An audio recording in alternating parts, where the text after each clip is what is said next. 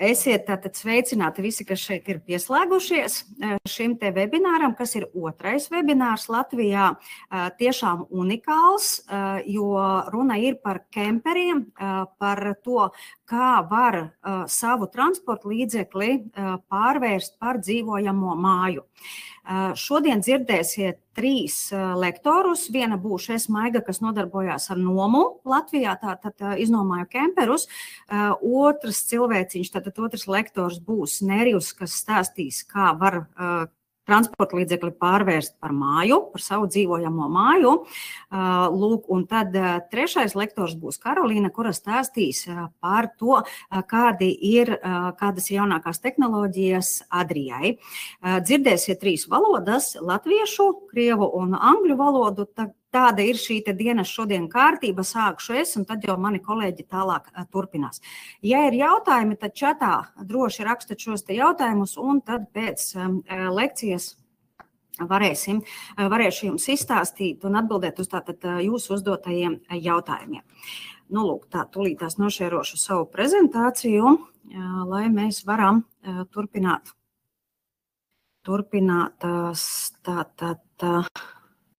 tā. Ir redzama prezentācija. Tā, nu, acīm redzot, ja visi klusē, tad laikam prezentācija ir redzama. Jā, viss ir laikam kārtībā. Ja? Labi, ļoti jauki. Nu, lūk, tad brīvība ceļojot ar kemperi. Tas ir mans stāstījums, lai varētu brīvi tātad ceļot ar kemperi māju uz riteņiem. Māju uz riteņiem, tā man viens slaids pārlic, tātad māja uz riteņiem, kura tērē 10 līdz 13 litriem degvielas uz 100 kilometriem, kurai ir mehāniskā vai ir automātiskā ātrumkārba, māja, kura ir aprīkota ar gāzi, līdz ar to būs tātad tiks uzsildīts siltais ūdens, būs gāzes plīts, kur ēdienu varēsiet gatavot, būs trumas krāsns, kura dos siltumu, un, protams, arī leduskapis, kur varēsiet glabāt produktus, jo viņš arī darbojās no gāzes, elektrības vai no akumulātora. Šajā slaidā var redzēt, tātad, kā izskatās vizuāli šī te māja gan no ārpuses, gan no iekšpuses. Piebildīšu to, ka šīs te mājas ir dažādam cilvēku skaitam, ir gan 2, gan 4, gan 5, 6, un, protams, lielākais ir 7 cilvēkiem. Ar šo te māju jūs varat braukt pie dabas, jūs varat braukt doties darba darīšanās, uz izstādēm, semināriem, konferencēm, jūs varat rīkot ballītes, jūs varat atpūsties, braukt makšķerēt, tad kur vien sirds tikai vēlās, jo viss šajā mājā ir iekšā. Ja mēs runājam par nomu, tad ir vajadzīga B kategorijas autovadītāja apliecība. Visām mašīnām ir kasko, visām mašīnām ir arī, tātad mēs prasam drošības depozītu. Ja runājam par dienas cenu, tad, lai jums būtu skaidrs, dienas cena ir, ja jūs mašīnu paņemat 11, atdodat viņu mums tieši tāpatās pulkstens 11. Mašīnā iekšā atradīsiet, ar ko viņa ir aprīkota, atradīsiet tātad šļūteni, ar ko ieliet ūdeni, kas jums ir nepieciešams, elektrības pagarinātājs, pārveidotājs, lai varētu kemperi tātad savienot ar elektrību ar strāvu, un savukārt tātad ir ārā mēbeles, lai jūs varētu atpūsties. Ja runājam par lietām, kas ir nomas lietas vēl papildus, jo ir cilvēki, kuriem patīk iekāpt kemperī, un doties tātad ceļojumā, viņš atbrauc no darba, viņš grib braukt ceļojumā. Tad mums ir gultasveļa, mums ir trauki, mums ir ģenerators un inventors, mums ir bērniem krēsliņi, mums ir viss nepieciešamais, lai nodrošinātu pilnīgi jūsu tātad ceļojumu. Bet par to es stāstīšu jums jau sīkāk, tad, kad jūs būsiet atnākuši pie mums nomāt kemperi. Bieži uzdod daudz dažādus jautājumus. Šeit viņi ir uzskaitīti ļoti daudz. Izskriesim nedaudz cauri viņiem par velosipēdiem vasarā. Jā, velosipēdus varam pārvadāt, nav problēmas. Vidēji teikšu tā, 4, ja ir tātad kempers 4-vietīgais, tad droši 2 līdz maksimums 3 velosipēdus var ielikt bagāžas nodalījumā, jo mums nav stiprinājumi kemperiem. Par nobraukumu, tad nevis par nobraukumu, bet par litrāžu es jau teicu, tātad patēriņš 10-13, bet tas ir ļoti, ļoti individuāli, jo katram cilvēkam ir ieradumi un arī ceļš, kurp jūs dodaties. Ja dosieties pa kalnos, tad, protams, patēriņš būs lielāks. Par ūdeni. Ūdens tvertne ir no 110 līdz 140 litriem kemperam. Protams, šeit atkal runāja tikai vienīgi par jūsu ieradumiem. Ja kā jums patīk mazgāties, kā jums patīk lietot ūdeni, bet vidējais ir rēķināts, kad ja runa ir par to, ka 4 cilvēki brauc, tad noteikti tās būs 2 dienas, kad jūs varētu iztikt ar šo te ūdens tilpni. Tālāk ir, protams, attiecīgi viņa atkal jāuzpilda. Bieži uzdod jautājumu un pat brīnās, vai tad ziemā var braukt? Jā, ar mūsu kemperiem var braukt ziemā, jo viņi ir nopakoti. Mēs veicam instruktāžu, lai ūdens neaizsals, tātad viss ir nepieciešamais, lai jūs varētu braukt gan uz ziemeļiem pie Salaveča, gan uz Norvēģiju, gan uz Zviedriju, vai doties lejā uz Poliju un apceļot visu Eiropu. Tātad, jā, tas viss ir jūsu ziņā. Ir pilnīgi viss nodrošinājums, jo visiem kemperiem viņi visi ir aprīkoti ar apkuri. Ja, tās tātad ir trūmas krāsnes apkure, kura darbojas ar gāzi.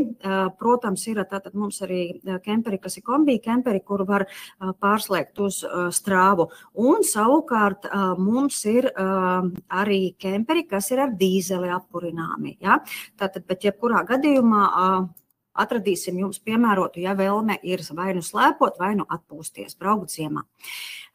Iesaku jums vienmēr izmantot Park4Night aplikāciju, kurā esot kaut kādā konkrētā jūsu lokācijā, varēsiet izvēlēties sev gan naktsmītni, gan arī iztukšot toaletes tvertni, gan arī tātad uzpildīt kemperi ar ūdeni. Un atceraties, ka galvenais, kas ir ar kemperi var apstāties jebkur, kur to neaizliedz ceļu satiksmes noteikumi. Un, protams, citi ierobežojumi pieņemsim. Jūs varbūt esat iebraukuši kāda privātajā teritorijā. Ja, ja tas nav, tātad nekas neaizliedz, lūdzu, stāvat droši bez problēmām un nakšņojat, ja vien tas ir iespējams. Par ūdeni jau teicu, un tātad vēl gribu piebilst, ka arī degvielas uzpildes stacijās var iztukšot toaleti un var arī tātad uzpildīt ūdeni. Bet kā šeit slaidā varat redzēt, tātad kemperi var atstāt arī šeit, kad pilsēta ir lejā un jūs esat kalnā augšā stāvlaukumā, kur varat jauki pavadīt vakaru. Un pēc tam doties gulēt kemperī. Mājas turpatās ir blakus, jo nav jārezervē ne viesnīca, nav jārezervē avio biļetes, braucat, kur gribat, darat, ko gribat, kad gribat, ceļaties, ejat gulēt, kā vien sirds jums to vēlās. Par toaletes tvertni runājot, jo es tikko pieminēju ūdeni un toaletes tvertni. Toaletes tvertnē ir 19 litri tilpums. Kad viņu vajag iztukšot vajag tad, kad viņa ir pilna. Ja ir bērni, rēķināties ar to, ka tas būs stipri ātrāk. Līdz ar to es vienmēr iesaku paņemt līdzi nomā tukšo toaletes tvertni, kur varēsiet attiecīgi tātad izņemt pilno, novietot viņu bagāžas nodalījumā un ielikt tukšo tvertni un turpināt tālāk savu ceļojumu un pēc tam pēc iespējas iztukšot. Par nodevām. Tātad kemperim ir viss tieši tāpatās kā vieglajai automašīnai, arī maksas ceļi tieši tāpatās kā vieglajai automašīnai, ja nav vēl kaut kādas papildus norādes. Kā jau teicu, braucat, kur gribat, stājieties, kur gribat, ievērojot vien tikai ceļu satiksmes noteikumus, atceroties vienu ļoti būtisku faktu. Kempera akumulators tiek uzlādēts, kad tiek darbināts automašīnas dzinējs vai pieslēdzoties pie strāvas. Tas nozīmē to, ka kempers bez elektrības pieslēguma vasarā varētu darboties 3-4 dienas, un ziemā tomēr es ieteiktu 2. dienā jau slēgties pie elektrības. Lūk. Ja, teiksim, ir tā, ka neesat nekad braukuši, neesat tik drosmīgi, tad ieteiktu doties mazos ceļojumos vai ziemā, teiksim, izraujoties no ikdienas rutīnas. Cilvēki dodās tepatās uz Igaunijas ziemeļiem vai uz Sāremā. Tikpat labi, teiksim, apceļo Latviju, iepazīst šo te kemperi, jo viņi varbūt nav braukuši un nav tik drosmīgi. Tātad ar viņu iepazīstās, saprot šo te kemperi, kā viņš darbojās, kas viņiem ir nepieciešams varbūt ceļojumā līdz, un tad jau dodās tālākā ceļojumā. Ja jums atvaļinājums ir 7 dienas, es jums iesaku kemperi iznomāt uz 9 dienām un doties 9 dienu ceļojumā. Ja vēlaties, mēs viņu varam tātad jums piedāvāt visas lietas, kas jums ir nepieciešamas ceļojumā, tātad visu ievietojam, jūs atbraucat, iekārtat un dodaties ceļojumā. Vai uz ziemā slēpot, vai vienkārši atpūsties, vai tā ir vasara, tātad tas ir jūsu ziņā. Kā jūs to darat un ko jūs, teiksim, izvēlaties no nomas lietām. Man ir viens ļoti jauks paziņojums tiem, kuriem ir 7 dienas, bet viņiem gribās siltumu. Tātad ziemas sezonā gribās siltumu. Droši lidojiet tātad uz Malagu, nopērkat avio biļetes uz Spāniju, uz Malagu. Mūsu kolēģis tur jūs sagaidīs ar kemperi lidostā. Iekāpjat kemperi, kas ir aprīkots ar gultasveļu, ar traukiem. Tātad jums vajag tikai savas mantas. Kāpjat kemperī, dodieties ceļojumā, 7 dienas pavadat Spānijā, braucat apakaļ uz lidostu, atdodat kemperi un lidojam apakaļ uz mājām. Tātad lielisks piedāvājums mums ir kemperi Malagā, aizlidojam, baudam saulīti, atpūšamies, lidojam apakaļ uz mājām. Tie, kuri nekad nav braukuši ar kemperiem, iesaku padomāt kaut nedaudz, uz kurieni jūs brauksiet, kāda būs jūsu atpūta, vai tā būs sportiska, slēposiet, vai tā būs tomēr tāda viegla atpūta pie dabas. Park for Night palīdzēs jums izvēlēties jūsu naktsmītnes. Lūk.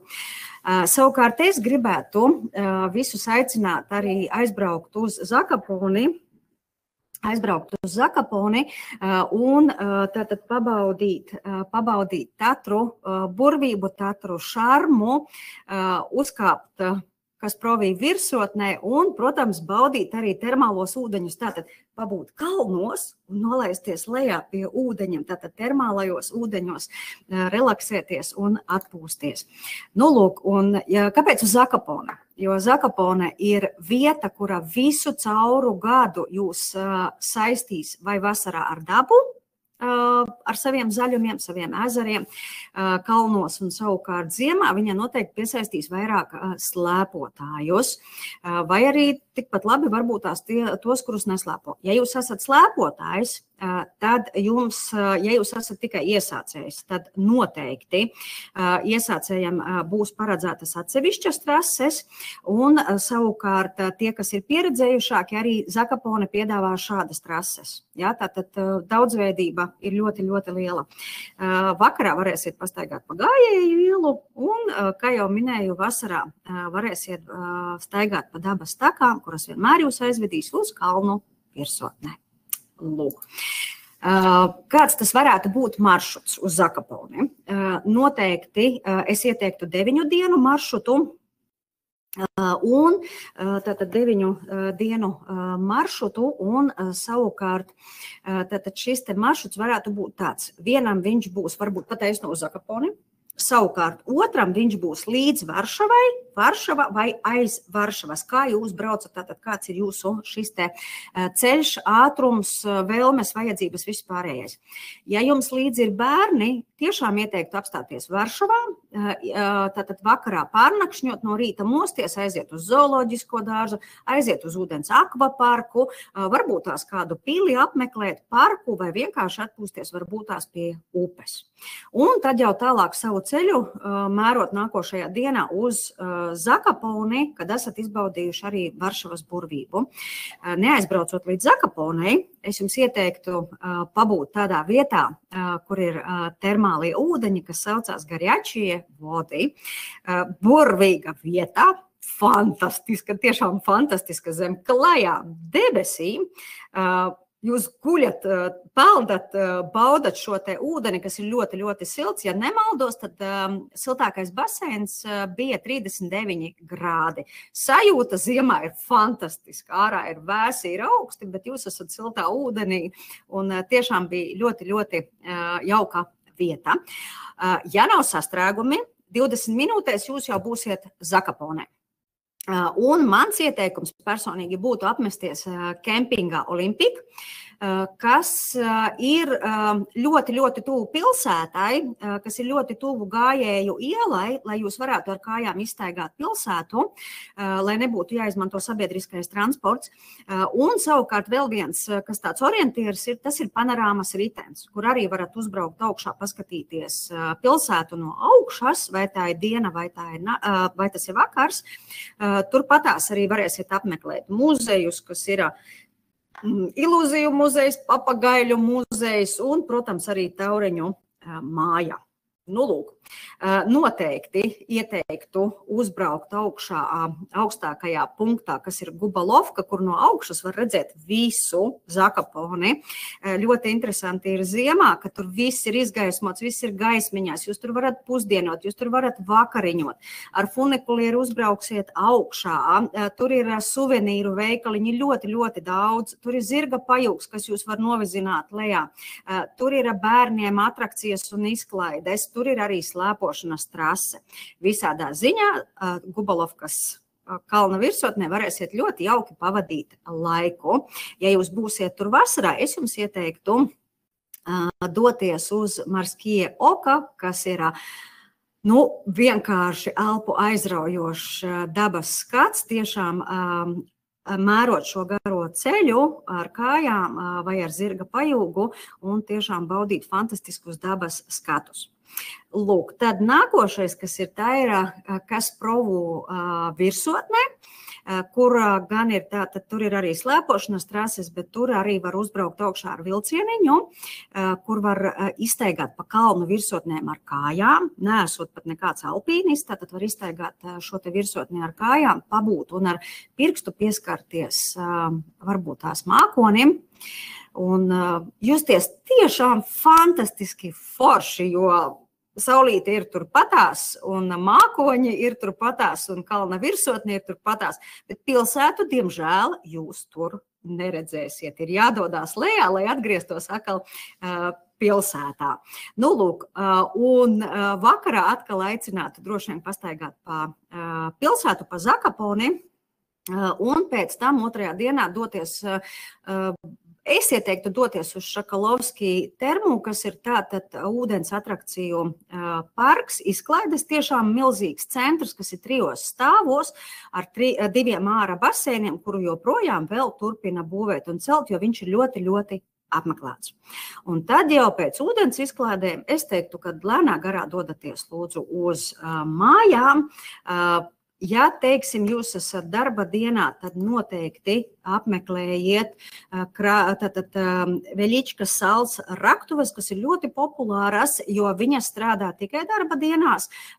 Lūdzu atcerieties, ka svētdienā Polijā viss ir slēgts. Tas ir ļoti svarīgi un būtiski. Ja, tātad mājupceļu organizējiet, lai jūs uz mājām dodaties svētdien. Nu, lūk, un savukārt noteikti arī Krakovas pilsētas centru iebrauciet Krakovā un apskatieties. Citam tālāk mājupceļš jau būs līdz pašai Latvijai, bet citam mājupceļš būs vēl kaut kur pa ceļam apstājoties vai nu Polijas, Lietuvas pierobežā, vai nu varbūt tās arī kādam būs Lietuvā. Nu, tāds ir mans redzējums uz Zakaponi. Ieteiktu tiešām ziema, rudens, pavasars vai vasara. Ja jūs man jautāsiet, kur braukt, es teikšu vienmēr aizbrauciet uz Zakaponi, izbaudiet šo te kurorta burvību, jebkurā laika sezonā. Nu, lūk, tie, kas tātad nav tik drosmīgi, tad tos aicinu doties ceļojumā uz 3 dienām. Tie, kas ir drosmīgāki, droši kāpiet kemperī, baudiet dabu, baudiet šo te burvību būt neatkarīgiem, lai kur jūs arī atrastos. Mosties, kad jūs gribat, celties un iet gulēt, kad jūs gribat, brokastot, pusdienot, vakariņāt, kad jūs to vēlaties, jo palīdzēs jums aplikācija Park4Night izvēlēties vietu, kur jūs varētu apstāties.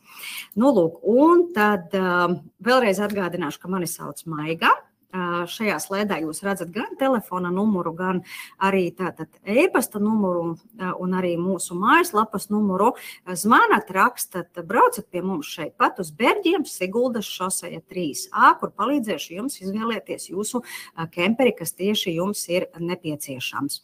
Nu, lūk, mans stāstījums, tā kā šodien būtu galā, varbūt tās, ka tiem, kuri ir pieslēgušies, ir kāds jautājums. Ja ir jautājumi, tad droši raksta čatā. Ja nav tagad, uzreiz tad atbildēšu arī vai nu klātienē, vai nu pēc tam. Bet es savukārt tātad vārdu